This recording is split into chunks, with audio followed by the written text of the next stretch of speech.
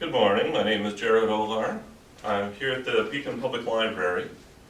My job here is to oversee the local history room collection, and today we wanted to start a series of videos to highlight what we got here in the local history room.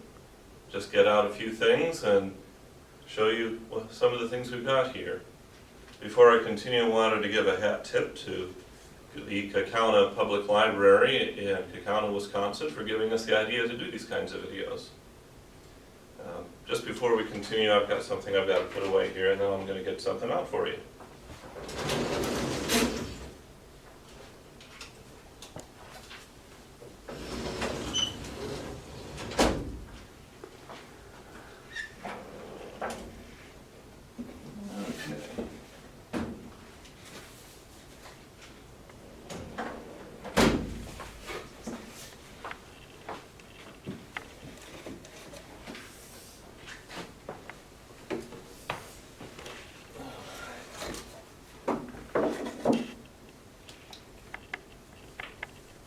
Alright, what I've got out here is a very large and rather heavy archive box from our collection here in the local history room.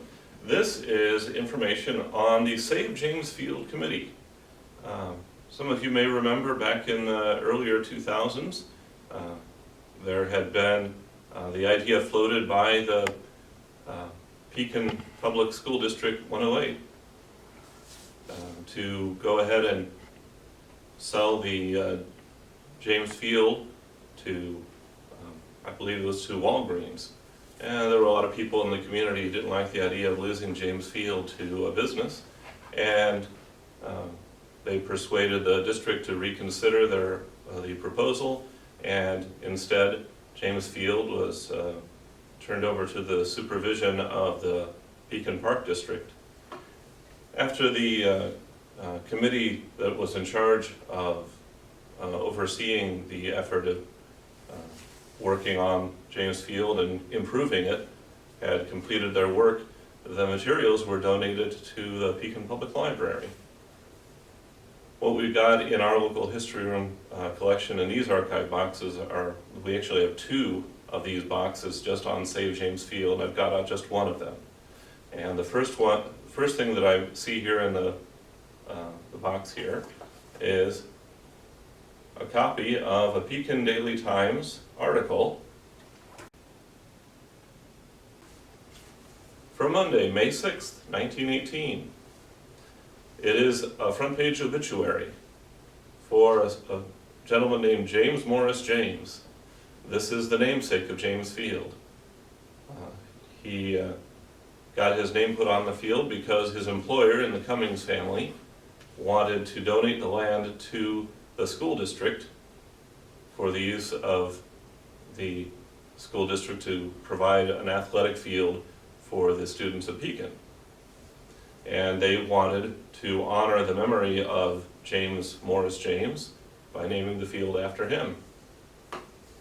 So I'm going to read a few lines just from the obituary, and I'll set that aside and we'll see what else we have in the box. So it starts out, it says, J.M. James, Pekin pioneer, is dead. Finally loses long continued fight, died Sunday evening, May 5th. Loss is widely felt. And this is a particularly remarkable obituary because it's very long. All these pages here make up the obituary. Front page, filled up most of the front page. There was a very large box as well. Not sure how well you would be able to see that. Just saying James Morris James with his date of birth and date of death. Basically was an ad taken up by Farmers National Bank. The businesses of Pekin closed down for James's death. It says, in the passing of Colonel James M. James, Pekin has lost one of its most prominent men and estimable citizens. His death occurred at 5:50 o'clock last evening after an illness of 6 or 7 weeks of arteriosclerosis.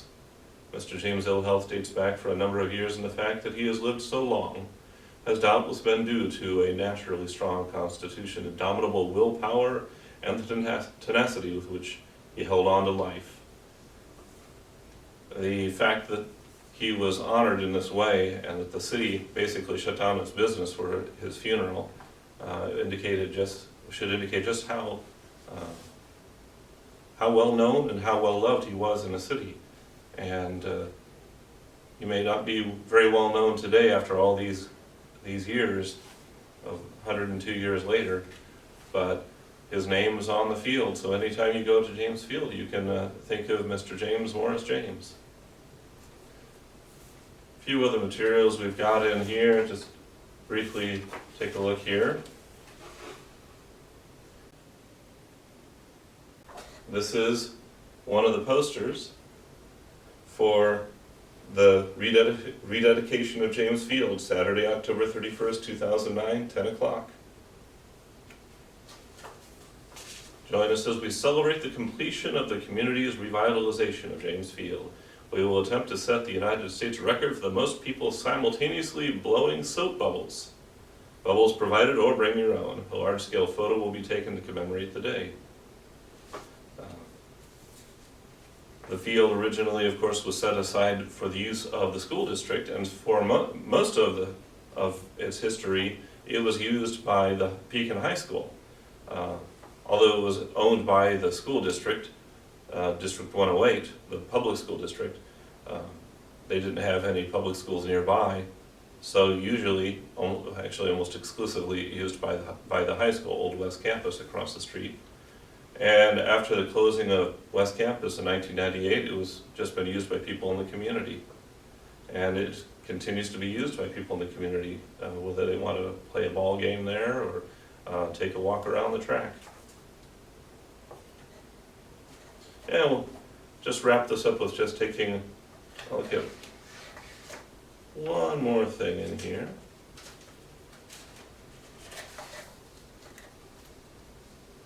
All right, this is a front page Pekin Daily Times article from the weekend of August 16th and 17th, 2008.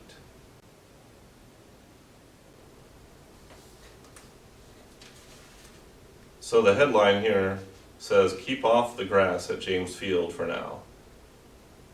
James Field will temporarily be closed off to the public sometime in September to allow grass to be planted for the development project. At the district's meeting Thursday night, Bob Blackwell, Pekin Park District Director, said that preliminary grading work has been done at James Field and they are waiting for rain to compact the dirt somewhat before they begin planting grass. Just a brief glimpse at some recent history. Many of the things we have here in the local history room are, of course, devoted to older matters of history. We've got materials that can take you back even before the beginning of the state of Illinois in here.